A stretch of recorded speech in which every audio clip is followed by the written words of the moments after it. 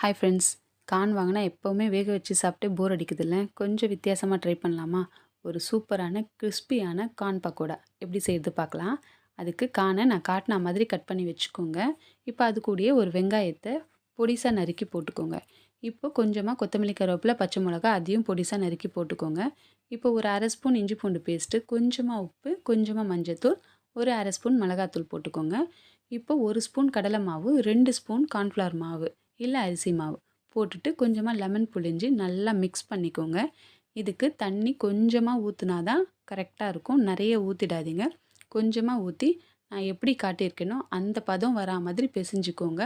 அப்போ தான் கரெக்டாக இருக்கும். நீங்கள் உருண்டை பிடிக்கணும், ஆனால் ரொம்ப கெட்டியாகவும் இருக்கக்கூடாது. இதை மாதிரி இருக்கணும்.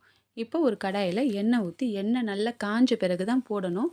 நீங்கள் எண்ணெய் காயாமல் போட்டிங்கன்னா ஃபுல்லாக பிரிஞ்சிடும். இப்போ எண்ணெய் காஞ்ச பிறகுக்கு உங்களுக்கு என்ன ஷேப் வேணுமோ அது மாதிரி போட்டு நல்லா பொன்னிறமாக வறுக்கணும். அப்போ தான் கிறிஸ்பியாக இருக்கும்.